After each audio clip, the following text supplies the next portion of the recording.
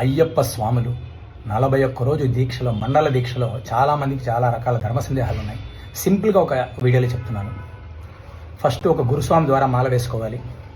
గురుస్వామి దగ్గర నియమాలని అడిగి మరీ తెలుసుకోవాలి. గురుస్వామి ద్వారా కుదరకపోతే మీ తల్లిగారు, తండ్రి గారు వీళ్ళిద్దరి దగ్గర కూడా చక్కగా మాల వేసుకొని వచ్చును. ఎక్కడైతే మీరు మాల వేసుకున్నారో అక్కడే మాల విసర్జన చేయాలి. అంతేగాని ఇరుముడి అయిపోగానే, దర్శనం అయిపోగానే, అభిషేకం అయిపోగానే పంబాలోనో లేదా ఇంకొక దివ్యక్షేత్రంలో తీసేసి వచ్చేయకూడదు. అది తప్పది. అలాగే ఈ నెల రోజులు కూడా ఏకభుక్తం అంటే ఒక పూట మాత్రమే భోజనం చేయాలి. ఉదయం కానీ రాత్రి కానీ అల్పాహారం అంటే ఉదయం పూట ఫ్రూట్స్, రాత్రి పూట కూడా కుదిరితే ఫ్రూట్స్ లేకపోతే అల్పాహారం. మితాహారం మితనిద్ర. అయ్యప్ప దీక్షలో ఉండేది మితాహారం మితనిద్ర. సింపుల్గా ఒక సన్యాసి జీవితం ఎలా ఉంటుందో అలా బ్రతకాలి. మంచాలపైన, పరుపులపైన అస్సలు పడుకోకూడదు. బెడ్షీట్లు అవన్నీ వాడకూడదు. జస్ట్ ఆ నల్ల కండువ కింద పరుచుకొని పడుకోవాలి. నల్ల కండువ కింద పరుచుకొని పడుకోవాలి.